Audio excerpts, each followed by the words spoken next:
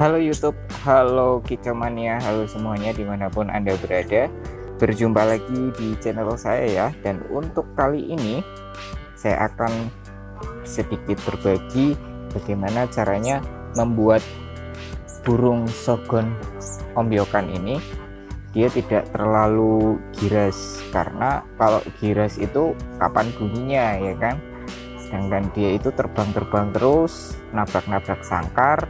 Jadi kita usahakan burung itu minimal dia mapan, tidak takut dengan orang, terus akhirnya dia bisa nyaman di sangkar ya. Nah, untuk sekedar info, burung ini saya dapatkan 2 hari yang lalu. Jadi 2 hari yang lalu sebelum video ini dibuat, saya beli bukan beli sih, barter burung ini, dapat 3 sogon dan 3 mantenan gunung. Saya barter dengan satu burung gelatik wingko ya. Jadi ada 6 burung. Nah, ini burungnya baru saya pindah ke sangkar, saya pisah ini hari kemarin. Oke, seperti apa caranya, simak terus videonya. Baik, terapi yang saya lakukan untuk burung saya ini yaitu terapi lapar ya. Terapi lapar itu caranya pada saat malam hari. Jadi sebelum burung ini tidur, itu cepuk nektarnya saya ambil sampai dengan pagi ya, kemudian diembunkan.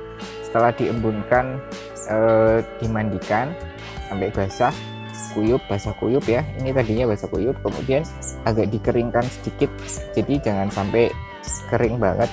Tujuannya agar dia itu tidak terlalu giras juga ya. Nah, ini walaupun dia masih bisa terbang, tapi dia belum leluasa untuk kelabakan gitu istilahnya ya. Nah, kemudian setelah itu burung kita jemur sebentar, kemudian baru saya kasih makanannya, nektarnya. Nah, kalau untuk sogon itu saya cuma kasih nektarnya ya. Kalau untuk burung yang lain saya kasih EF-nya, ulet Hongkong atau yang lain. Sebentar saya geser dulu. Nah, begini. Nah, burung dalam keadaan lapar. Jadi burung biarkan dalam keadaan lapar, namanya juga terapi lapar ya. Kemudian kita masukkan cepuk nektarnya. Nah, bisa dilihat teman-teman, langsung lahap. Ini burung baru 2 hari ya, baru saya dapatkan 2 hari yang lalu, tapi dia sudah mau makan nektar yang ada di tangan saya ya. Jadi minimal burung itu dia nggak takut sama orang dulu, biar dia mau berkicau. Tapi kalau misalkan dia takut sama orang ya, kapan dia mau berkicau kan gitu ya.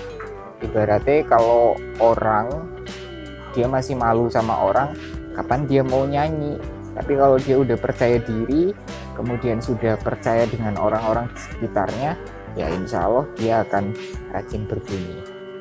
Nah, untuk burung sogon ini saya terapkan terapi lapar seperti ini. Jadi malam itu cukup saya ambil, sampai dengan paginya saya ambil, terus dimandikan, kemudian dijemur sebentar sampai agak kering, baru cepuknya saya masukkan seperti ini. Nah, ini 2 hari saya dapatkan masih hijauan. Sekarang kita coba lihat dia makan ya, sudah tidak begitu takut. Mungkin karena dia masih basah, tapi paling tidak ini akan membuat dia biasa berinteraksi dengan tangan saya, dengan manusia ya. Jadi nggak apa-apa kalau misalkan itu burungnya kan masih basah, nggak bisa terbang. Iya, tujuannya memang dia itu tenang saat tangan kita masuk ke dalam sangkar. Nah, ini akan, kalau misalkan dilakukan secara rutin, ini pasti akan membawa efek positif. Si burung itu pasti akan jinak dengan kita. Nah, gitu teman-teman. Kalau misalkan di burung kolibri kelapa, saya menggunakan ulet Hongkong untuk membuat dia itu jinak. Sama, saya juga menggunakan terapi lapar. Jadi saya lebih memilih terapi lapar daripada harus memandikan. Ada yang terapi dimandikan pakai tangan gitu ya, macam-macam. Nah, cuma teman-teman harus berhati-hati kalau terapi lapar seperti ini, jangan sampai kelupaan karena nanti burungnya bisa mati ya, kan sayang burungnya bisa mati. Nah, ini dia sudah ya, bisa kita lihat dia hanya fokus makan karena dia memang butuh makan gitu, dia lapar dari semalam belum makan. Nah, ini kalau misalkan ini dilakukan terus-menerus, itu saya yakin pasti burung akan cepat mapan, kemudian akan cepat berkicau ya. Jadi teman-teman jangan lupa untuk konsisten dalam perawatannya, karena merawat burung itu tidak bisa instan, cuma bisa kita usahakan agar waktunya tidak terlalu lama ya. Jadi ini burung yang saya dapatkan 2 hari lalu, itu masih giras ya, masih giras 2 hari yang lalu. Sebentar, saya kasih lihat teman-temannya yang belum saya pisah, ada di kandang koloni ya mungkin.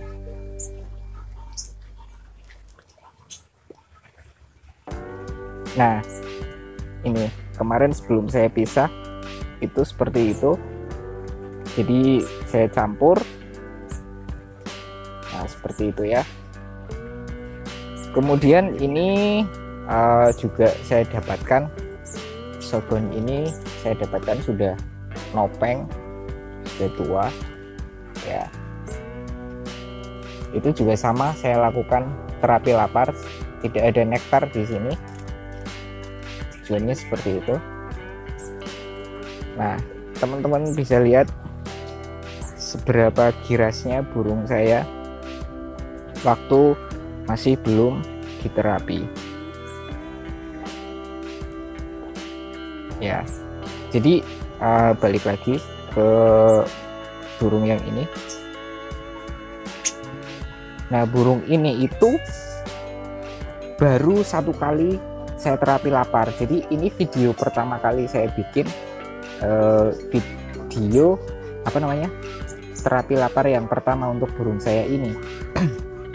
Terapi lapar untuk burung saya ini. Jadi sebelum saya terapi itu sudah saya kasih nektar dulu ya, saya standby nektarnya. Dari ini, habis ini saya standby kan nektarnya sampai dengan si burung ini tidur nanti malamnya. Kita lihat lagi apa dia masih mau makan, masih lapar mungkin ya, dia masih makan lahap ya, makannya lahap. Jadi burung ini insya Allah bukan burung yang sakit, bukan burung yang sudah jinak, itu saya berani jamin ini bukan burung yang sudah jinak seperti kolibri kelapa saya, tapi ini burung yang baru saya dapat 2 hari yang lalu. Oke, sekian dulu teman-teman video dari saya. Terima kasih, semoga bermanfaat. Sampai jumpa, dan jangan lupa lihat video saya yang lain untuk perawatan burung shogun. Terima kasih, sampai jumpa.